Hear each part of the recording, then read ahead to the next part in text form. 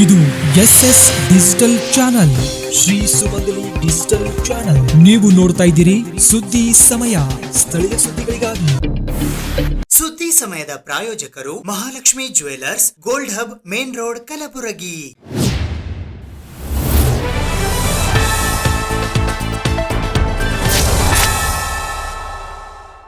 ಸುದ್ದಿ ಸಮಯಕ್ಕೆ ಸ್ವಾಗತ. ನಾನು RJ ಮಂಜು ಹಿರೋಳಿ. ಕಲಬುರಗಿ ರೈಲ್ವೆ ನಿಲ್ದಾಣಕ್ಕೆ ಅನಾಮಧೇಯ ಬಾಂಬ್ ಬೆದರಿಕೆ ಕರೆ ಬಂದ ಹಿನ್ನೆಲೆಯಲ್ಲಿ ಕೂಡಲೇ ಬಾಂಬ್ ನಿಷ್ಕ್ರಿಯ ದಳ ಮತ್ತು ಶ್ವಾನ ದಳದವರು ರೈಲ್ವೆ ನಿಲ್ದಾಣಕ್ಕೆ ತೆರಳಿ ತೀವ್ರ ತಪಾಸಣೆ ನಡೆಸಿದರು. ಕಲಬುರಗಿ ರೈಲ್ವೆ ನಿಲ್ದಾಣಕ್ಕೆ ಬಾಂಬ್ ಬೆದರಿಕೆ ಬಂದಿತ್ತು. ಪೊಲೀಸ್ ಕಂಟ್ರೋಲ್ ರೂಮಿಗೆ ಅನಾಮಧೇಯ ಕರೆ ಬಂದ ಹಿನ್ನೆಲೆಯಲ್ಲಿ ಕಲಬುರಗಿ ರೈಲ್ವೆ ಸ್ಟೇಷನ್ ತುಂಬಾ ವ್ಯಾಪಕ ತಪಾಸಣೆ ನಡೆಸಲಾಯಿತು. ಕೂಡಲೇ ಸ್ಥಳಕ್ಕೆ ಧಾವಿಸಿದ ಬಾಂಬ್ ನಿಷ್ಕ್ರಿಯ ದಳ ಮತ್ತು ಶ್ವಾನ ದಳದವರು ರೈಲ್ವೆ ಸ್ಟೇಷನ್ನಿನ ಮೂಲೆ ಮೂಲೆಯಲ್ಲಿ ವ್ಯಾಪಕ ತಪಾಸಣೆ ನಡೆಸಿದರು. ಪ್ರಯಾಣಿಕರ ಬ್ಯಾಗ್, ಅನುಮಾನಾಸ್ಪದ ವಸ್ತುಗಳು, ಡಸ್ಟ್ ಬಿನ್ ಸೇರಿದಂತೆ ಎಲ್ಲೆಡೆ ವ್ಯಾಪಕ ತಪಾಸಣೆ ನಡೆಸಿದರು. ತೀವ್ರ ತಪಾಸಣೆಯ ನಂತರವೂ ಏನೂ ಪತ್ತೆಯಾಗದ ಕಾರಣ ಇದು ಹುಸಿಕರೆ ಎಂದು ಪರಿಗಣನೆ ಮಾಡಲಾಯಿತು. ಆದಾಗ್ಯೂ ಕಲಬುರಗಿ ರೈಲ್ವೆ ನಿಲ್ದಾಣದಲ್ಲಿ ಬಿಗಿ ಬಂದೋಬಸ್ತ್ ಮುಂದುವರಿಸಲಾಗಿದ್ದು ತಪಾಸಣೆ ನಡೆಸಲಾಗುತ್ತಿದೆ.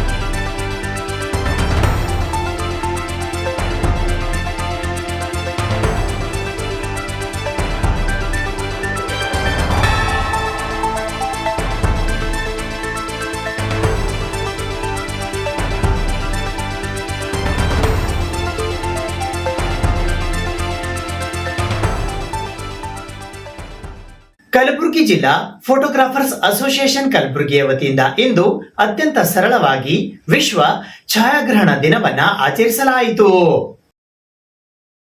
ಕಲಬುರಗಿ ಜಿಲ್ಲಾ ಫೋಟೋಗ್ರಾಫರ್ಸ್ ಅಸೋಸಿಯೇಷನ್ ವತಿಯಿಂದ ಜೋಸೆಫ್ ನೆಫ್ಸೆ ಅವರ ಭಾವಚಿತ್ರಕ್ಕೆ ಮಾಲಾರ್ಪಣೆ ಮಾಡುವುದರ ಮೂಲಕ ವಿಶ್ವ ಛಾಯಾಗ್ರಹಣ ದಿನಾಚರಣೆಯನ್ನ ಸಂಕ್ಷಿಪ್ತವಾಗಿ ಆಚರಣೆ ಮಾಡಲಾಯಿತು.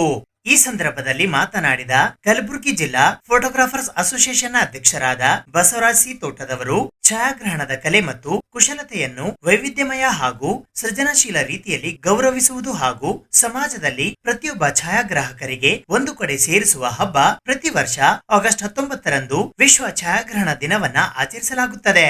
ಆಗಸ್ಟ್ 19, 1839ರಂದು ಫ್ರೆಂಚ್ ಸರ್ಕಾರ ಜಗತ್ತಿಗೆ ಉಡುಗೊರೆಯಾಗಿ ಘೋಷಿಸಿದ ಡಾಗೆರೋಟೈಪ್ ನ ಆವಿಷ್ಕಾರವನ್ನು ವಿಶ್ವ ಛಾಯಾಗ್ರಹಣ ದಿನವಾಗಿ ನೆನಪಿಸುವುದೇ ಈ ದಿನ. ಲೂಯಿಸ್ ಡಾಗೆರೆ ಮತ್ತು ಜೋಸೆಫ್ ನಿಪ್ಸೆ ಅಭಿವೃದ್ಧಿಪಡಿಸಿದ ಡಾಗೆರೋಟೈಪ್ ಛಾಯಾಗ್ರಹಣದ ಇತಿಹಾಸದಲ್ಲಿ ಮಹತ್ವದ ಮೈಲುಗಲ್ಲನ್ನು ಗುರುತಿಸಿತು. ಚಿತ್ರಗಳನ್ನು ಸೆರೆ ಹಿಡಿಯುವ ಮತ್ತು ಸಂರಕ್ಷಿಸುವ ವಿಧಾನದಲ್ಲಿ ಕ್ರಾಂತಿಯನ್ನು ಉಂಟು ಮಾಡಿತು. ವಿಶ್ವ ಛಾಯಾಗ್ರಹಣ ದಿನವು ಈ ಆವಿಷ್ಕಾರವನ್ನು ಗೌರವಿಸುವ ದಿನವಾಗಿದೆ. ಛಾಯಾಗ್ರಾಹಕರು ಮತ್ತು ಉತ್ಸಾಹಿಗಳು ಒಟ್ಟಿಗೆ ಸೇರಲು, ಉತ್ಸಾಹವನ್ನು ಹಂಚಿಕೊಳ್ಳುವ ಹಬ್ಬ ಹಾಗೂ ತಮ್ಮ ಅತ್ಯುತ್ತಮ ಛಾಯಾಚಿತ್ರ ಸಮಾಜಕ್ಕೆ ಗುರುತಿಸುವುದು ಈ ದಿನದ ವಿಶೇಷತೆಯಾಗಿದೆ. ನಮ್ಮ ಛಾಯಾಗ್ರಹಣ ನಮ್ಮ ಹಬ್ಬ ಎಂದು ಹೇಳಿದರು. ಈ ಸಂದರ್ಭದಲ್ಲಿ ಕಲಬುರಗಿ ಜಿಲ್ಲಾ ಫೋಟೋಗ್ರಾಫರ್ಸ್ ಅಸೋಸಿಯೇಷನ್ ನ ಉಪಾಧ್ಯಕ್ಷರಾದ ಸಂಜಯ್ ಚೌಹಾಣ್, ಸಲಹೆಗಾರರಾದ ಪ್ರಭು ಜುಮ್ಮಣ್ಣ, ಸಹ ಕಾರ್ಯದರ್ಶಿಗಳಾದ ಅನಿಲ್ ಕುಮಾರ್ ಗಣೇಶ್ಕರ್, ಸದಸ್ಯರುಗಳಾದ ಮೊಹಮ್ಮದ್ ಅಫ್ಸರ್ ಪಟೇಲ್, ಅಂಬಾದಾಸ್ ಗಾಯಕ್ವಾಡ್, ಶ್ರೀನಿವಾಸ್ ಮಡಕಿ, ಸಿದ್ದು ಚೆಟ್ಟಿ, ಆಕಾಶ್ ಎಸ್ ಪೂಜಾರಿ, ಮೋಯಿನ್ ಸೇರಿದಂತೆ ಇತರರು ಉಪಸ್ಥಿತರಿದ್ದರು. ಕಲಬುರಗಿ ಜಿಲ್ಲಾ ಫೋಟೋಗ್ರಾಫರ್ ಅಸೋಸಿಯೇಷನ್ ವತಿಯಿಂದ ದಿವಸ ದಿನಾಂಕ 19/8/2025ರಂದು ವಿಶ್ವ ಛಾಯಾಚಿತ್ರ ದಿನಾಚರಣೆ ಅಂಗವಾಗಿ ಇವತ್ತಿನ ದಿವಸ ನಮ್ಮ ಭಾರತದ ನಟರ ದೇವರು ಸ್ವಲ್ಪ ಅಪ್ಪವರು ನಿಧನ ಆದ ಕಾರಣ ಇವತ್ತಿನ ದಿವಸ ಮಾಡಿದ ಕಾರ್ಯಕ್ರಮವನ್ನು ದಿನಾಂಕ 24/8/25ರಂದು ಹಮ್ಮಿಕೊಳ್ಳಲಾಗಿದೆ. ಆ ಕಾರಣ ಇವತ್ತಿನ ದಿವಸ ಸಂಕ್ಷಿಪ್ತವಾಗಿ ನಮ್ಮ ಸಂಘದ ಕಚೇರಿಯಲ್ಲೇ ಒಂದು ವಿಶ್ವ ಛಾಯಾಚಿತ್ರ ದಿನಾಚರಣೆ ನಾವು ಮಾಡ್ತಾ ಇದ್ದೀವಿ. ಈ ವಿಶ್ವ ಛಾಯಾಚಿತ್ರ ದಿನಾಚರಣೆಯ ಒಂದು ಇತಿಹಾಸ ಏನೆಂದರೆ ಛಾಯಾಗ್ರಹಣದ ಕಲೆ ಮತ್ತು ಕುಶಲತೆಯನ್ನು ವೈವಿಧ್ಯಮಯ ಹಾಗೂ ಸೃಜನಶೀಲ ರೀತಿಯಲ್ಲಿ ಗೌರವಿಸುವುದು ಹಾಗೂ ನಮ್ಮ ಸಮಾಜದಲ್ಲಿ ಪ್ರತಿಯೊಬ್ಬ ಛಾಯಾಗ್ರಹಕ್ಕೆ ಒಂದು ಕಲೆ ಸೇರಿಸುವ ಹಬ್ಬ. ಪ್ರತಿ ವರ್ಷ ಆಗಸ್ಟ್ 19ರಂದು ವಿಶ್ವ ಛಾಯಾಗ್ರಹಣ ದಿನಾಚರಣೆಯನ್ನು ಇಡೀ ಪ್ರಪಂಚವೇ ಆಚರಿಸುತ್ತದೆ. ಅದೇ ರೀತಿ ನಾವು ಕೂಡ ನಮ್ಮ ಕಲಬುರಗಿ ಜಿಲ್ಲೆಯಲ್ಲಿ ಆಗಸ್ಟ್ 19ರಂದು ಇಂದು ಆಚರಿಸುತ್ತೇವೆ. ಆಗಸ್ಟ್ 19, 1839 ಫ್ರೆಂಚ್ ಸರ್ಕಾರ ಜಗತ್ತಿನ ಉಡುಗೊರೆಯಾಗಿ ಘೋಷಿಸಿದ ದಾಗ್ಯಾಲುಡಿಸನ್ ಆವಿಷ್ಕಾರವನ್ನು ವಿಶ್ವ ಛಾಯಾಗ್ರಹಣ ದಿನವಾಗಿ ನೆನಪಿಸುವುದೇ ಈ ದಿನವಾಗಿದೆ. ಹಾಗೂ ಲೂಯಿಸ್ ದಾಗ್ಯಾರ ಮತ್ತು ಜೋಸೆಫ್ ನಿಫ್ಸೆ ಅಭಿವೃದ್ಧಿಪಡಿಸಿದ ದಾಗ್ಯಾಲುಡಿಸ್ ಛಾಯಾಗ್ರಹಣದ ಇತಿಹಾಸದಲ್ಲಿ ಮಹತ್ವದ ಮೈಲಿಗಲ್ಲನ್ನು ಗುರುತಿಸುವುದು, ಚಿತ್ರಗಳನ್ನು ಸೆರೆ ಹಿಡಿಯುವುದು ಮತ್ತು ಸಂರಕ್ಷಿಸುವ ವಿಧಾನದಲ್ಲಿ ಕ್ರಾಂತಿಯುಂಟು ಮಾಡಿತು. ವಿಶ್ವ ಛಾಯಾಗ್ರಹಣ ದಿನವು ಈ ಆವಿಷ್ಕಾರವನ್ನು ಗೌರವಿಸುವ ದಿನವಾಗಿದೆ. ಕಲಬುರಗಿ ನಗರದ ನ್ಯೂ ರಾಘವೇಂದ್ರ ಕಾಲೋನಿಯಲ್ಲಿ ಇರುವ ಲೀಲಾವತಿ ಲಕ್ಷ್ಮೀಕಾಂತ ದೇಶಪಾಂಡೆ ಮಡ್ಕಿ ಇವರ ಸ್ವಗೃಹ ನಿವಾಸದಲ್ಲಿ ಶ್ರಾವಣ ಮಾಸದಲ್ಲಿ ಶ್ರೀರಾಮ ಜಪ ಮತ್ತು ಏಕಾದಶ ರುದ್ರಾಭಿಷೇಕ ನೆರವೇರಿಸಲಾಯಿತು. ಕಲಬುರಗಿ ನಗರದ ಬ್ರಹ್ಮಪುರ ಬಡಾವಣೆಯ ನ್ಯೂ ರಾಘವೇಂದ್ರ ಕಾಲೋನಿಯ ಲೀಲಾವತಿ ಲಕ್ಷ್ಮೀಕಾಂತ ದೇಶಪಾಂಡೆ ಮಡ್ಕಿ ಇವರ ಸ್ವಗೃಹ ನಿವಾಸದಲ್ಲಿ ದಿನಾಂಕ 25ನೇ ಜುಲೈ 2025ರಿಂದ 24ನೇ ಆಗಸ್ಟ್ 2025ರವರೆಗೆ ಶ್ರೀರಾಮ ಜಪ ಪಠಣ ನಡೆಯುತ್ತಿದೆ. ಹಾಗೂ ಪ್ರತಿ ಸೋಮವಾರಗಳಲ್ಲಿ ಏಕಾದಶ ರುದ್ರಾಭಿಷೇಕ, ವಿಶೇಷ ಪೂಜೆ ಅತ್ಯಂತ ವೈಭವಪೂರ್ಣವಾಗಿ ಭಕ್ತಿ ಭಾವದಿಂದ ಶಿವಲಿಂಗಾಭಿಷೇಕವನ್ನು ಮಾಡಿದರು. ಸಾಯಂಕಾಲ 6 ಗಂಟೆಯಿಂದ 7 ಗಂಟೆಯವರೆಗೆ ಶ್ರೀರಾಮ ಜಪ ತಾರಕ ಮಂತ್ರವನ್ನು ಲಕ್ಷ್ಮೀಕಾಂತ ದೇಶಪಾಂಡೆ ಮಡ್ಕಿ ಅವರು ಲಯಬದ್ಧವಾಗಿ ಪಠಣ ಮಾಡಿಸುತ್ತಿದ್ದಾರೆ. ಏಕಾದಶ ರುದ್ರಾಭಿಷೇಕ ನೋಡಲು ಹಾಗೂ ರಾಮಜಪ ಪಠಿಸಲು ನ್ಯೂ ರಾಘವೇಂದ್ರ ಕಾಲೋನಿಯ ಸಮಸ್ತ ಭಕ್ತರೆಲ್ಲರೂ ಈ ವಿಶೇಷ ಪೂಜೆಯಲ್ಲಿ ಭಾಗವಹಿಸುತ್ತಿದ್ದಾರೆ. ವೇದಮೂರ್ತಿ ರಮಾಕಾಂತ ಜೋಶಿ ಅವರು ರುದ್ರ ಮಂತ್ರ ಪಠಿಸಿದರು. ರಶ್ಮಿ ಪೋದ್ದಾರ್, ರಾಮಕೃಷ್ಣ ಪೋದ್ದಾರ್ ರುದ್ರಾಭಿಷೇಕ ಮಾಡಿದರು.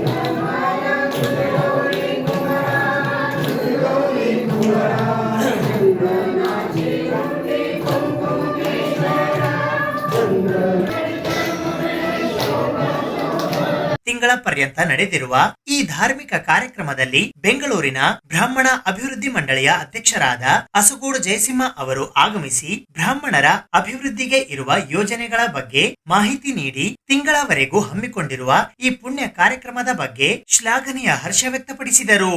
ಬ್ರಹ್ಮಕುಮಾರಿ ಈಶ್ವರೀಯ ವಿಶ್ವವಿದ್ಯಾಲಯದ ಶಿಕ್ಷಕಿ ಶೀಲಾ ಮಾತಾ ಅವರು ಆತ್ಮ ಪರಮಾತ್ಮ ದೇವಾತ್ಮರ ಬಗ್ಗೆ ತಿಳಿಸಿದರು. ಈ ಕಾರ್ಯಕ್ರಮದ ರೂವಾರಿಗಳು ನಿವಾಸಿಗಳು ಆದ ಲೀಲಾವತಿ ದೇಶಪಾಂಡೆ ಅವರು ರಾಮಜಪದ ಮಹತ್ವದ ಬಗ್ಗೆ ತಿಳಿಸಿದರು. ನಮ್ಮ ಸಂಸ್ಕೃತಿ ಪರಂಪರೆ ಪ್ರಜ್ವಲಿಸಲು ಇಂತಹ ಧಾರ್ಮಿಕ ಕಾರ್ಯಕ್ರಮದ ಅಗತ್ಯ ಇದೆ ಎಂದು ನ್ಯೂ ರಾಘವೇಂದ್ರ ಕಾಲೋನಿಯ ಮುಖಂಡರುಗಳಾದ ಶ್ರೀನಿವಾಸ ರಾವ್ ಶಿರೋಳಿ, ಲಕ್ಷ್ಮೀಕಾಂತ್ ಕುಲಕರ್ಣಿ, ರಾಜು ಸಿಂಧೆ, ಜಿಎಂ ಪಾಟೀಲ್, ಧನಂಜಯ್ ಕುಲಕರ್ಣಿ, ಪಾಂಡುರಂಗರಾವ್ ಸಿಂಧೆ, ರಾಮರಾವ್ ಕುಲಕರ್ಣಿ, ಪವನ್ ಕುಲಕರ್ಣಿ, ರಾಮಸ್ವಾಮಿ ಸೀತಾರಾಮ್ ಕುಲಕರ್ಣಿ, ರವಿ ಕುಲಕರ್ಣಿ, ಖಂಡೇರಾವ್ ಕುಲಕರ್ಣಿ ಅವರು ಹರ್ಷ ವ್ಯಕ್ತಪಡಿಸಿದ್ದಾರೆ.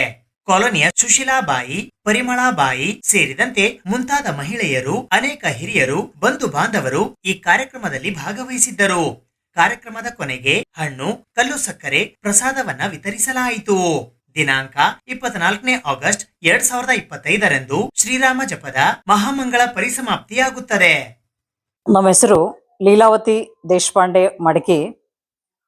ನಮ್ಮ ನಿವಾಸ ಸ್ಥಾನ ಅಂತಂದ್ರೆ NR ಕಾಲೋನಿ ಅಂದ್ರೆ ನ್ಯೂ ರಾಘವೇಂದ್ರ ಕಾಲೋನಿ ಅಂತ ಹೇಳಿ ಬ್ರಹ್ಮಪುರ ಬಡಾವಣೆ. ಇದು ಇವತ್ತಿನ ಒಂದು ಕೃತ್ರಿಮ ಬದುಕಿನಲ್ಲಿ ಒಂದ್ ಸ್ವಲ್ಪ ಭಗವಂತನ ಕಡೆಗೆ ನಮ್ಮ ಮನಸ್ಸು ವಾಲೋದು ಬಹಳಷ್ಟು ಕಠಿಣದ ಅಂತರದಾಗನು ಕೂಡ ಅವನ ಧ್ಯಾನದೊಳಗೆ ತೊಡಗಬೇಕು ಅಂತ ಮನಸ್ಸಾಯ್ತು. 1 ತಿಂಗಳ ಪರ್ಯಂತ ಇದು ರಾಮ ನಾಮ ಜಪ ಅಂದ್ರೆ ತಾರಕ ಮಂತ್ರದ್ದು ರಾಮ್ ಜಪ ಅಂತ ಹೇಳಿ ಮಾಡ್ಬೇಕು ಅಂತ ಸಂಕಲ್ಪ ಮಾಡ್ಕೊಂಡಿವಿ. ಮಾಡಿದಾಗ ನಮ್ದು ಇಲ್ಲಿ ಭಜನೆ ಇದೆ, ವಾರಕರಿ ಸಂಪ್ರದಾಯದು. ಎಲ್ಲಾ ಜನರು ಕೂಡ ಬಹಳಷ್ಟು ಭಕ್ತಿ ಭಾವ ಉಳ್ಳವರಿದ್ದಾರೆ. ಅವರು ಕೂಡ ಈ ತಿಂಗಳ ಪರ್ಯಂತಲೂ ಇದ್ರೊಳಗ ಈ ಒಂದು ಕಾರ್ಯಕ್ರಮದೊಳಗ ಭಾಗವಹಿಸ್ಯಾರ. ಈ ಒಂದು ಶ್ರಾವಣದ ತಿಂಗಳಿನಲ್ಲಿ 4 ಸೋಮವಾರ ಏಕದಶ ರುದ್ರಾಭಿಷೇಕ ಅನ್ನುವಂಥದ್ದು ನಾವೆಲ್ಲರೂ ಅತ್ಯಂತ ಒಂದು ಭಕ್ತಿ ಭಾವದಿಂದ ಮಾಡಿ ಅದರೊಳಗ ಭಾಗಿಯಾಗಿವಿ. ಕೊನೆಯದು ಈ ತಾರಕ ಮಂತ್ರ ರಾಮ ಜಪ ಎಷ್ಟು ಮಹತ್ವ ಅಂತಂದ್ರೆ, ರಾಮ ರಾಮ ಶ್ರೀರಾಮ ಜಯ ರಾಮ ಜಯ ಜಯ ರಾಮ ಅನ್ನುವಂಥದ್ದು ಬಹಳ ಬಹಳ ಮನುಷ್ಯನ ಬದುಕನ್ನೇ ಬದಲಿಸುವಂತಹದ್ದು ಇದು ತಾರಕ ಮಂತ್ರ. ಪರಮಾತ್ಮ ಪಾರ್ವತಿಗೆ ಹೇಳ್ತಾರೆ, ಲೋಕ ಕಲ್ಯಾಣಕ್ಕಾಗಿ ಏನ್ ಮಾಡ್ಬೇಕು ಅಂತ ಪಾರ್ವತಿ ಕೇಳಿದಾಗ ಈ ರಾಮನಾಮ ಜಪ ಅಂದ್ರೆ ಇದು ತಾರಕ ಮಂತ್ರ. ಶ್ರೀರಾಮ ಜಯ ರಾಮ ಜಯ ಜಯ ರಾಮ ಅನ್ನುವಂಥದ್ದು ಇದು ಅಂದ್ರ 1,000 ಮಂತ್ರ ಜಪಿಸಿದ ಹಾಗೆ. ರಾಮ ರಾಮೇತಿ ರಾಮೇತಿ ರಮೆ ರಾಮೇ ಮನೋರಮೆ ಸಹಸ್ರನಾಮ ತತ್ತುಲ್ಯಂ ಶ್ರೀ ರಾಮನಾಮ ವರಾನನೆ ಅನ್ನುವಂಥದ್ದು ಈ ಪದ್ಮ ಪುರಾಣದೊಳಗ ಉತ್ತರಾಖಂಡದೊಳಗ ಬರ್ತದ. ಎಷ್ಟು ಒಂದು ಶ್ರೀರಾಮ ಜಯ ರಾಮ ಜಯ ಜಯ ರಾಮ ಅಂದ್ರೆ 1,000 ನಾಮಕ್ಕೆ ಸರಿಸಾಟಿ ಆಗಿರ್ತಕ್ಕಂಥ ಅತ್ಯಮೂಲ್ಯವಾಗಿರ್ತಕ್ಕಂಥ ತಾರಕ ಮಂತ್ರ. ಇದನ್ನು ಜಪಿಸಿದರೆ ಅವನ ಬರೆದಿರ್ತಕ್ಕಂಥ ಮನುಷ್ಯನಿಗೆ ಬರುವಂತಹ ಸಂಕಷ್ಟಗಳು ಪಾಪಗಳು ಎಲ್ಲವೂ ಸುಟ್ಟು ಭಸ್ಮ ಆಗ್ತದೆ ಅನ್ನುವಂಥದ್ದು ಭಗವಂತ ನಮ್ಮೆಲ್ಲರಿಗೂ ಲೋಕ ಕಲ್ಯಾಣಕ್ಕಾಗಿ ಮಾಡಿರುವಂತಹದ್ದು ಇದು. ನಮಸ್ಕಾರ, ನನ್ನ ಹೆಸರು ಅಂಬಾದಾಸ್ ಉದ್ದರಾವ್ ಪಾಟೀಲ್ ಮಡಿಕಿ. ಶ್ರೀ ಲೀಲಾವತಿ ಮತ್ತು ಶ್ರೀ ಲಕ್ಷ್ಮೀಕಾಂತರಾವ್ ದೇಶಪಾಂಡೆ ಮಡಿಕೆಯವರ ನಿವಾಸದಲ್ಲಿ ಶ್ರೀ ನ್ಯೂ ರಾಘವೇಂದ್ರ ಕಾಲೋನಿ ಬ್ರಹ್ಮಪುರ ಕಲಬುರಗಿ ಇಲ್ಲಿ ಶ್ರಾವಣ ಮಾಸದ ಪ್ರಾರಂಭದ ದಿನದಿಂದ ಇವತ್ತಿನವರೆಗೆ ಅಂದರೆ ಶ್ರಾವಣ ಮಾಸ ಮುಗಿಯುವವರೆಗೆ ಶ್ರೀ ರಾಮ ಜಪವನ್ನ ಮಾಡಲಿಕ್ಕೆ ಎಲ್ಲ ನಮ್ಮ ಭಕ್ತಾದಿಗಳು ಭಾಗವಹಿಸ್ತಾ ಇದ್ದೀವಿ. ಜೊತೆಗೆ ಪಾಂಡುರಂಗ ಭಜನಾ ಮಂಡಳಿ ಅಂತೇಳಿ ವಾರಕರಿ ಭಜನಾ ಮಂಡಳಿ ಇದೆ.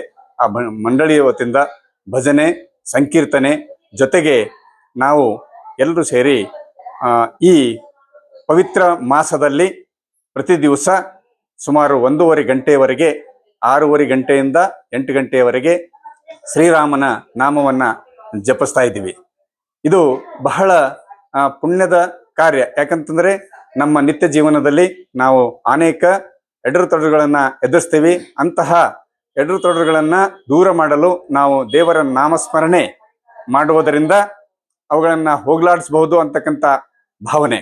ಈ ಪವಿತ್ರ ಮಾಸದಲ್ಲಿ ನಿರಂತರವಾಗಿ ಶ್ರೀ ದೇಶಪಾಂಡೆಯವರ ಮನೆಯಲ್ಲಿ ಈ ಎಲ್ಲ ಕಾರ್ಯಗಳು ಅನೇಕ ಭಕ್ತಾದಿಗಳು ಸೇರಿ ವಿಜೃಂಭಣೆಯಿಂದ ಮತ್ತು ಭಕ್ತಿಯಿಂದ ನೆರವೇರ್ತಾ ಇದ್ದಾವೆ ಅಂತಕ್ಕಂಥ ಮಾತನ್ನ ಈ ಸಂದರ್ಭದಲ್ಲಿ ನಾ ಹೇಳಬಯಸ್ತೀನಿ. ಸುದ್ದಿ ಇನ್ನು ಇವೆ, ಸದ್ಯಕ್ಕೆ ಬ್ರೇಕ್. ಇದು SS ಡಿಜಿಟಲ್ ಚಾನಲ್, ಶ್ರೀ ಸುಮಂಗಲಿ ಡಿಜಿಟಲ್ ಚಾನಲ್. ನೀವು ನೋಡ್ತಾ ಇದ್ದೀರಿ ಸುದ್ದಿ ಸಮಯ, ಸ್ಥಳೀಯ ಸುದ್ದಿಗಳಿಗಾಗಿ. ಸುದ್ದಿ ಸಮಯದ ಪ್ರಾಯೋಜಕರು Mahalakshmi jewellers, gold hub, main road, Kalaburagi.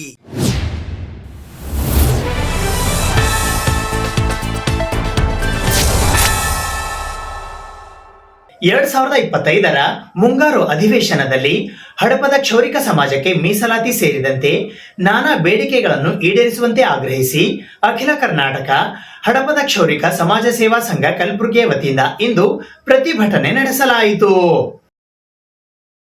2025ರ ಮುಂಗಾರು ಅಧಿವೇಶನದಲ್ಲಿ ಹಡಪದ ಕ್ಷೌರಿಕ ಸಮಾಜದ ಮೀಸಲಾತಿ ಹಾಗೂ ನಾನಾ ಬೇಡಿಕೆಗಳನ್ನು ಈಡೇರಿಸುವಂತೆ ಆಗ್ರಹಿಸಿ ಅಖಿಲ ಕರ್ನಾಟಕ ಹಡಪದ ಕ್ಷೌರಿಕ ಸಮಾಜ ಸೇವಾ ಸಂಘ ಕಲಬುರಗಿಯ ವತಿಯಿಂದ ಇಂದು ಕಲಬುರಗಿ ನಗರದ ಜಿಲ್ಲಾಧಿಕಾರಿಗಳ ಕಚೇರಿಯ ಎದುರು ಪ್ರತಿಭಟನೆ ನಡೆಸುವ ಮೂಲಕ ಮುಖ್ಯಮಂತ್ರಿ ಸಿದ್ದರಾಮಯ್ಯ ಅವರಿಗೆ ಮನವಿ ಪತ್ರವನ್ನ ಸಲ್ಲಿಸಲಾಯಿತು.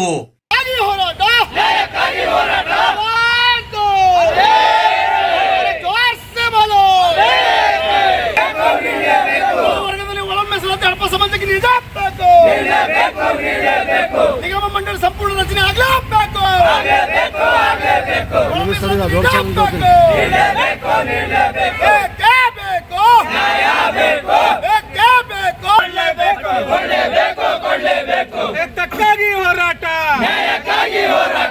ನಾನು ಈರಣ್ಣ ಹಡಪ ಸಣ್ಣೂರ್ ಹಡಪ ಸಮಾಜ ಜಿಲ್ಲಾಧ್ಯಕ್ಷರು ಕಲಬುರಗಿ. ಇಂದು ಈ ಧಾರಾಕಾರ ಮಳೆಯಲ್ಲಿ ನಾವು ಒಂದು ಪ್ರತಿಭಟನಾ ರ್ಯಾಲಿ ಮಾಡುತ್ತಾ ತಿಮ್ಮಾಪುರ್ ಚೌಕ್ನಿಂದ ಜಿಲ್ಲಾಧಿಕಾರಿ ಕಚೇರಿಯವರೆಗೆ ಆಗಮಿಸಿ ಮಾನ್ಯ ಮುಖ್ಯಮಂತ್ರಿಗಳಿಗೆ ಮತ್ತು ಹಿಂದುಳಿದ ಇಲಾಖೆ ಸಚಿವರಾದ ಶಿವರಾಜ್ ತಂಗಡಿಗೆ ಅವರಿಗೆ ಮತ್ತು ಕಲಬುರಗಿ ಜಿಲ್ಲಾ ಉಸ್ತುವಾರಿಯಾದಂತಹ ಪ್ರಿಯಾಂಕ್ ಖರ್ಗೆ ಅವರಿಗೆ ಮನವಿ ಕೊಡ್ತಾ ಇದ್ದೀವಿ. ಆ ಮನವಿ ಏನಂದ್ರೆ, ನಮ್ಮ ಹಡಪ ಸಮಾಜ ಅಭಿವೃದ್ಧಿ ಆಗಲಿ, ಆರ್ಥಿಕವಾಗಿ, ಶೈಕ್ಷಣಿಕವಾಗಿ, ರಾಜಕೀಯವಾಗಿ, ಆರ್ಥಿಕವಾಗಿ ಆಗ್ಲಿ ಅಂತೇಳಿ ಒಂದು ನಿಗಮ ಮಂಡಳಿಯನ್ನು ಮಾಡಿದರೆ ಆ ನಿಗಮ ಮಂಡಳಿ ಅಟ್ಟೆ ಕೂಡ ನೆಲೆಗುದಿಗೆ ಬಿದ್ದಿದೆ. ಆ ಒಂದು ನಿಗಮ ಮಂಡಳಿಗೆ ಹಡಪದ ಅಪ್ಪಣ್ಣ ಅಭಿವೃದ್ಧಿ ನಿಗಮ ಮಂಡಳಿಗೆ 100 ಕೋಟಿಗಳನ್ನು ಕೊಟ್ಟು ಈ ಒಂದು ಕ್ಷೌರಿಕ ಸಮಾಜ ಹಡಪ ಸಮಾಜ ಅಭಿವೃದ್ಧಿ ಆಗಲು, ಆರ್ಥಿಕವಾಗಿ ಮೇಲೆತ್ತಲು ಈ ಒಂದು ರಾಜ್ಯ ಘನ ಸರ್ಕಾರ ಮಾಡಬೇಕು. ಅದೇ ರೀತಿಯಾಗಿ ಬಸವ ಕಲ್ಯಾಣದಲ್ಲಿಂತ ಹಡಪದಪ್ಪಣ್ಣನ ಗವಿ, ಬಸವಣ್ಣನ ಎಡಪಕ್ಕದಲ್ಲಿದ್ದ ಗವಿ ಹಡಪದಪ್ಪಣ್ಣನ ಗವಿ ಇದು. ಆ ಗವಿಯನ್ನು BKDB ಪ್ರಾಧಿಕಾರದಲ್ಲಿ ತೆಗೆದುಕೊಂಡು ಅಭಿವೃದ್ಧಿ ಮಾಡಬೇಕಾಗಿ ಮತ್ತೊಂದು ಇನ್ನೊಂದಾಗಿ ನಮ್ಮ ಸಮಾಜಕ್ಕೆ, ಈ ಸಮಾಜ ದಿನನಿತ್ಯ ಶೋಷಣೆ, ಅಸ್ಪೃಶ್ಯತೆ, ದಿನನಿತ್ಯ ಈ ಸಮಾಜದ ಕ್ಷೌರಿಕರ ಮೇಲೆ ದೌರ್ಜನ್ಯ ಆಗ್ತಿದೆ. ಆ ಒಂದು ಅಜಮಾಮ ಪದಕ್ಕೆ ಅಟ್ರಾಸಿಟಿ ಕಾನೂನು ನೀಡಿ ಒಂದು ಜಾತಿ ನಿಂದನೆ ಕೇಸ್ ದಾಖಲು ಮಾಡಲು ಅವಕಾಶ ಮಾಡಿಕೊಡಬೇಕು. ಅದೇ ರೀತಿಯಾಗಿ ಕಲಬುರಗಿಯಲ್ಲಿ ಇರ್ತಕ್ಕಂಥ ಕಲಬುರಗಿ ವಿಶ್ವವಿದ್ಯಾಲಯದಲ್ಲಿ ಹಡಪದಪ್ಪನ ಅಧ್ಯಯನ ಪೀಠ ಇದೆ. ಆ ಅಧ್ಯಯನ ಪ್ರತ್ಯೇಕ ಕಟ್ಟಡಕ್ಕಾಗಿ 1 ಕೋಟಿ ರೂಪಾಯಿ ನೀಡಬೇಕು. ಮತ್ತು ಈ ಒಂದು ಹಡಪ ಸಮಾಜ ದಲಿತಕ್ಕಿಂತ ಹೀನ ಬದುಕು ಸಾಗಿಸ್ತಾ ಇದ್ದು ಮತ್ತು ಹಿಂದುಳಿದ ವರ್ಗದಲ್ಲಿ ಅತಿ ಹಿಂದುಳಿದ ವರ್ಗವಾಗಿದ್ದು, ಈ ಒಂದು ಸಮಾಜಕ್ಕೆ ಹಿಂದುಳಿದ ವರ್ಗದಲ್ಲಿ ಒಳ ಮೀಸಲಾತಿಯನ್ನು ನೀಡಿ ಇವತ್ತು ರಾಜ್ಯ ಸರ್ಕಾರ ನಮಗೆ ಒಂದು ಮೀಸಲಾತಿಯನ್ನು ಕೊಡಬೇಕು. ಸಮುದಾಯ ಭವನ ನಿರ್ಮಾಣ ಮಾಡಲು 50 ಲಕ್ಷ ಅನುದಾನ ನೀಡಬೇಕು. ಕಲಬುರಗಿ ವಿಶ್ವವಿದ್ಯಾಲಯ ಹಡಪದಪ್ಪಣ್ಣನ ಅಧ್ಯಯನ ಪೀಠಕ್ಕೆ ಪ್ರತ್ಯೇಕ ಕಟ್ಟಡ ಮಾಡಲು 1 ಕೋಟಿ ಅನುದಾನ ನೀಡಬೇಕು. ನೆಲಗುದಿಗೆ ಬಿದ್ದಿರುವ ಹಡಪ ಸಮಾಜ ಅಭಿವೃದ್ಧಿ ನಿಗಮಕ್ಕೆ 50 ಕೋಟಿ ಅನುದಾನ ನೀಡಿ ಸಂಪೂರ್ಣವಾಗಿ ಕಾರ್ಯರೂಪಕ್ಕೆ ತರಬೇಕು. ಹಡಪ ಸಮಾಜ ಜಾತಿ ನಿಂದನೆ ಪದದ ಅಜಾಮ ಪದಕ್ಕೆ ಅಟ್ರಾಸಿಟಿ ಕಾನೂನು ನೀಡಿ ಕೇಸ್ ದಾಖಲು ಮಾಡಲು ಕಾನೂನು ರಚನೆ ಮಾಡಬೇಕು. ಹಡಪ ಅಪ್ಪಣ್ಣನವರ ಹಾಗೂ ಹಡಪದ ನಿಂಗಮ್ಮನವರ ಜನ್ಮಸ್ಥಳಗಳಾದ ಮಸವಿನಾಳ್ ಹಾಗೂ ದೇಗಿನಾಳ್ ಗ್ರಾಮಗಳಲ್ಲಿ ವಾಸಿಸುವ ಮನೆಗಳನ್ನು ಬಸವನ ಭಾಗ್ಯವಟಿ ಪ್ರಾಧಿಕಾರ ಈಗಾಗಲೇ ತೆಗೆದುಕೊಂಡಿದ್ದು ಕೂಡಲೇ ಸ್ಮಾರಕವಾಗಿ ಅಭಿವೃದ್ಧಿ ಮಾಡಬೇಕು. ಬಸವ ಕಲ್ಯಾಣದಲ್ಲಿರುವ ಅಣ್ಣ ಬಸವನ ಅರಿವಿನ ಗವಿಯ ಪಕ್ಕದಲ್ಲಿ ಎಡಭಾಗದ ಗವಿ ಇರುವ ಹಡಪದಪ್ಪನ ಗವಿಯಾಗಿದ್ದು ಬಸವ ಕಲ್ಯಾಣ ಪ್ರಾಧಿಕಾರ ತೆಗೆದುಕೊಂಡು ಅಭಿವೃದ್ಧಿ ಮಾಡಬೇಕು. ಈ ಸಂದರ್ಭದಲ್ಲಿ ಹಡಪದ ಅಪ್ಪಣ್ಣ ದೇವಸ್ಥಾನ ಶಹಾಬಾದ್ನ ಬಾಲ ಬ್ರಹ್ಮಚಾರಿ ರಾಜಶಿವಯೋಗಿಗಳು, ಜಿಲ್ಲಾಧ್ಯಕ್ಷರಾದ ಈರಣ್ಣ ಸಿ ಹಡಪದ್ ಸಣ್ಣೂರ್, ಜಿಲ್ಲಾ ಪ್ರಧಾನ ಕಾರ್ಯದರ್ಶಿಗಳಾದ ರಮೇಶ್ ಹಡಪದ್ ನೀಲೂರ್, ರಾಜ್ಯ ಸಂಘಟನಾ ಕಾರ್ಯದರ್ಶಿಗಳಾದ ಬಸವರಾಜ್ ಹಡಪದ್ ಹಳ್ಳಿ, ಜಿಲ್ಲಾ ಗೌರವಾಧ್ಯಕ್ಷರಾದ ಬಸವರಾಜ್ ಹಡಪದ್ ಸೂಗೂರ್, ಜಿಲ್ಲಾ ಕಾರ್ಯಾಧ್ಯಕ್ಷರಾದ ಭಗವಂತ ಹಡಪದ್ ಹೊಣ್ಣಕಿರಣಗಿ, ಕಲಬುರಗಿ ತಾಲೂಕಾ ಅಧ್ಯಕ್ಷರಾದ ಚಂದ್ರಶೇಖರ್ ಹಡಪದ್ ತೊನಸಳ್ಳಿ, ಕಲಬುರಗಿ ನಗರಾಧ್ಯಕ್ಷರಾದ ಮಲ್ಲಿಕಾರ್ಜುನ ಸಾವಳಗಿ, ಸಮಾಜದ ಹಿರಿಯ ಮುಖಂಡರಾದ ಶಿವಶರಣಪ್ಪ ಯಳವಂತಗಿ, ಜೇವರ್ಗಿ ತಾಲೂಕಾ ಅಧ್ಯಕ್ಷರಾದ ತಿಪ್ಪಣ್ಣ ನರಿಬೋಳ್, ಅಫ್ಜಲ್ಪುರ ತಾಲೂಕಾ ಅಧ್ಯಕ್ಷರಾದ ಮಹಂತೇಶ್ ಹವಳಗ, ಆಳಂದ ತಾಲೂಕಾ ಅಧ್ಯಕ್ಷರಾದ ಶಂಕರ್ ಹಡಪದ್, ಚಿತ್ತಾಪುರ ತಾಲೂಕಾ ಅಧ್ಯಕ್ಷರಾದ ರಮೇಶ್ ಕೊಲ್ಲೂರ್, ಸೇಡಂ ತಾಲೂಕಾ ಅಧ್ಯಕ್ಷರಾದ ಮಲ್ಲಿಕಾರ್ಜುನ್ ಮಳಖೇಡ್, ಚಿಂಚೋಳಿ ತಾಲೂಕಾ ಅಧ್ಯಕ್ಷರಾದ ಸಂತೋಷ್ ಹಡಪದ್, ಕಮಲಾಪುರ ತಾಲೂಕಾ ಅಧ್ಯಕ್ಷರಾದ ಉದಯ್ ಕುಮಾರ್ ಹಡಪದ್, ಕಾಳಗಿ ತಾಲೂಕಾ ಅಧ್ಯಕ್ಷರಾದ ಶ್ರೀಮಂತ ಮಳಗಿ, ಶಹಾಬಾದ್ ತಾಲೂಕಾ ಅಧ್ಯಕ್ಷರಾದ ಸಿದ್ದರಾಮ್ ಯಾಗಾಪುರ್ ಸೇರಿದಂತೆ ಹಡಪದ ಕ್ಷೌರಿಕ ಸಮಾಜದ ಇತರೆ ಅನೇಕ ಜನರು ಭಾಗವಹಿಸಿದ್ದರು. ಹೊನಗುಂಟ ಗ್ರಾಮದ ನಾಗರಿಕರಿಗೆ ಮೂಲಭೂತ ಸೌಲಭ್ಯಗಳನ್ನು ಒದಗಿಸುವಂತೆ ಆಗ್ರಹಿಸಿ ಹೊನಗುಂಟ ನಾಗರಿಕ ಹೋರಾಟ ಸಮಿತಿಯ ವತಿಯಿಂದ ಸೋಮವಾರ ಪ್ರತಿಭಟನೆ ನಡೆಸಲಾಯಿತು. ಹೊನಗುಂಟ ಗ್ರಾಮದ ನಾಗರಿಕರಿಗೆ ಮೂಲಭೂತ ಸೌಲಭ್ಯಗಳನ್ನು ಒದಗಿಸುವಂತೆ ಆಗ್ರಹಿಸಿ ಹೊನಗುಂಟ ನಾಗರಿಕ ಹೋರಾಟ ಸಮಿತಿಯ ವತಿಯಿಂದ ದಿನಾಂಕ 18ನೇ ಆಗಸ್ಟ್ 2025ರಂದು ಕಲಬುರಗಿ ನಗರದ ಜಿಲ್ಲಾ ಪಂಚಾಯತ್ ಕಚೇರಿಯ ಎದುರು ಪ್ರತಿಭಟನೆ ನಡೆಸುವ ಮೂಲಕ ಜಿಲ್ಲಾ ಪಂಚಾಯಿತಿಯ ಮುಖ್ಯ ಕಾರ್ಯನಿರ್ವಾಹಕ ಅಧಿಕಾರಿಗಳಿಗೆ ಮನವಿ ಪತ್ರವನ್ನ ಸಲ್ಲಿಸಲಾಯಿತು. ಅದೇ ನೀರಿನಿಂದನೇ 90% ರೋಗಗಳು ಬರೋದು ನೀರಿನಿಂದನೇ. ನಮ್ಮ ದೇಹದಲ್ಲಿ ಇರೋದು ಅಂತ ನೀರನ್ನ ಕುಡಿದಾಗ ಅಲ್ಲಿ ಜನರು ಹೆಂಗ್ ಬದುಕ್ಬೇಕು, ಹೆಂಗ ಅವರು ಎಂತ ಒಂದು ಸ್ಥಿತಿಯಲ್ಲಿ ಆ ಗ್ರಾಮ ಜನರು ಅಂದ್ರೆ ನೆನೆಸ್ಕೊಳಕ್ ಆಗೋದಿಲ್ಲ. ನಾವು ಹೇಳಿದ್ರು ರಾತ್ರಿ ಆಗೋವರೆಗೆ ನಿಂದಿರ್ಬೇಕು, ಇಲ್ಲಾಂದ್ರೆ ಬೆಳಗ್ಗೆ ಸೂರ್ಯ ಬರೋದಕ್ಕಿಂತ ಮುಂಚೆನೆ. ಇನ್ನ ನಮ್ಮ ದೇಶದಲ್ಲಿ ಅದ ಅಂತಂದ್ರೆ ನಾಚಿಕೆ ಪಡ್ಬೇಕು ನಮ್ಮ ಅಧಿಕಾರಿಗಳು. ಇಂಥ ಒಂದು ಸ್ಥಿತಿಯಲ್ಲಿ ಹೆಣ್ಮಕ್ಳು ಅದಾರ, ಅದನ್ನ ಸಹಿಸ್ಕೊಂಡು ಮತ್ತೆ ಅಧಿಕಾರಿಗಳಿಗೆ ಇದು ಹೆಂಗ್ ನಡ್ಕೊಂಡು ಹೋಗ್ತಾ ಇದೆ ಅಂತಂದ್ರೆ ನಾವ್ ಎಲ್ಲಿವರೆಗೆ ಏತ ನಿಂದ್ರಲ್ಲ, ಎಲ್ಲಿವರೆಗೆ ನಾವು ಸಂಘಟಿಸಲ್ಲ, ನಾವ್ ಎಲ್ಲಿವರೆಗೆ ಒಂದಾಗಲ್ಲ ಅಂತ ಹೇಳಿ ಪೇಪರ್ನಲ್ಲಿ ಕೊಡ್ತಾರ, ಯಾರ್ಯಾರ್ದು ಫೋಟೋ ಹಾಕ್ತಾರ, ಅವರು ಕೂಡ ನಮ್ಮಲ್ಲಿ ಶೌಚಾಲಯ ಮಾಡ್ಯಾರ ಅಂತ ಹೇಳಿ ಎಲ್ಲೋ ಒಂದ್ ಕಡೆಗೆ ನಡೆದಿದ್ದಂತ ತಂದು ಇಡೀ ಭಾರತದಲ್ಲಿ ನಾವು ಶೌಚಾಲಯ ಮುಕ್ತ ಭಾರತವನ್ನು ಬೇಕು. ಇದು ಹೇಳ್ಕೊಳ್ಳಕ್ಕೂ ಆಗಲ್ಲ ನಮಗೆ, ಹೇಳ್ಕೊಂಡ್ರು ಕೂಡ ಅಸಹ್ಯ ಪಡ್ತಕ್ಕಂಥ ವಿಷಯಗಳು ಇವು. ಇಂಥ ಪರಿಸ್ಥಿತಿಯಲ್ಲಿ ಹೆಣ್ಮಕ್ಳದಾರ, ಗಂಡು ಮಕ್ಕಳಿಗೆ ಕೂಡ ಯಾವುದೇ ಒಂದು ಕೆಲಸಗಳಿಲ್ಲ. ಈಗ ನೋಡ್ರಿ, ಹೊಲದಲ್ಲಿ ಎಲ್ಲ ನೀರಲ್ಲಿ ಹೊಲ ಮುಡಿಬಿಡ್ತು, ಈಗ ಮಾಡ್ಬೇಕೇನು ಅವರು? ಅವ್ರು ತಂದಿರ್ತಕ್ಕಂಥ ದುಡ್ಡಿಗೆ ಏನು ಲೋನ್ ಕಟ್ಟಕ್ ಆಗ್ತದ, ಅಥವಾ ಅವ್ರು ಅದಕ್ಕೆ ವಾಪಸ್ ಕೊಟ್ಟು ದುಡ್ಡು ತಗೊಳಕ್ ಆಗ್ತದ? ಅದೇನು ಮಾಡಬೇಕು? ಎಲ್ಲದನ್ನು ನೀರಾಗ ಹೋಯ್ತು ಅವ್ರದ್ದೆಲ್ಲನು, ಅವ್ರ ಮೈನತ್ತು ಹೋಯ್ತು, ಅವ್ರದ್ದು ದುಡ್ಡು ಹೋಯ್ತು. ಯಾವ ಥರ ಬದುಕ್ತಾ ಇದ್ದಾರ? ಈಗ ಉದ್ಯೋಗ ಖಾತ್ರಿ ಯೋಜನೆ ಅಂತ ಮಾಡ್ಯಾರ, ಅಲ್ಲಿನ ಅಧಿಕಾರಿಗಳು ಇವತ್ತು ಇದು ಇಲ್ಲ ಕೆಲಸ ಇಲ್ಲ, ಅಥವಾ ಇಷ್ಟೇ ಬಂದದ ಅಮೌಂಟು, ಅಷ್ಟೇ ಬಂದದ ಅಮೌಂಟು, ಈ ಥರ ಹೇಳಿ ಅದನ್ನು ಅಲ್ಲಿಗೆ ಮುಚ್ಚಾಕ್ಬಿಡ್ತಾರೆ. ಇವತ್ತಿನ ದಿವಸ ನಾನು ಹೊನಗುಂಟಿ ಈ ಹೋರಾಟ ಸಮಿತಿಗೆ ಏನದ ಅದಕ್ಕೊಂದು ಸೆಲ್ಯೂಟ್ ಕೊಡ್ತಾ ಇದ್ದೀನಿ. ಯಾಕಂತಂದ್ರೆ ಹಳ್ಳಿಯಲ್ಲಿ ನೀವು ಪ್ರತಿದಿನ ಕೆಲಸ ಮಾಡದೇ ಇದ್ರೆ ಮನೆ ನಡೆಯಂಗಿಲ್ಲ. ಅಂದ್ರೂ ಕೂಡ ನಿಮಗೆ ಸಾಕಷ್ಟು ಕಷ್ಟಪಟ್ಟು ನೀವು ಈ ಒಂದು ಸ್ಥಿತಿಗೆ ಇಲ್ಲಿಗೆ ಬರಕ್ಕೆ ಕಾರಣ ಆಗಿದಲ್ಲ, ಇಲ್ಲಿಗೆ ಬಂದಿರಲ್ಲ ಒಗ್ಗಟ್ಟಾಗಿ, ಅದು ತುಂಬಾ ಗ್ರೇಟ್ ಕೆಲಸ. ನೀವೆಲ್ಲನೂ ಹೀಗೆ ಒಗ್ಗಟ್ಟಾಗಿರ್ಬೇಕು, ಆಗ ನಿಮ್ಮ ಹಳ್ಳಿಗಳಲ್ಲಿ ಪ್ರತಿಯೊಂದು ಕೆಲಸ ಆಗ್ತದ. ಒಗ್ಗಟ್ಟಿನಿಂದ ಇನ್ನೂ ಕೂಡ ಸಾಕಷ್ಟು ಜನ ಬರೋರಿದ್ರು, ನಿಮಗೆ ಗೊತ್ತದ, ಅಲ್ಲಿ ಬೇರೆ ಬೇರೆ ಕಾರಣಗಳಿಂದ ಹೆಣ್ಮಕ್ಳಿಗೆ ಮತ್ತೆ ಸಾಕಷ್ಟು ನಮ್ಮ ಅಣ್ಣ ತಮ್ಮಂದರು ಕೂಡ ಬರೋರು ಬಂದಿಲ್ಲ.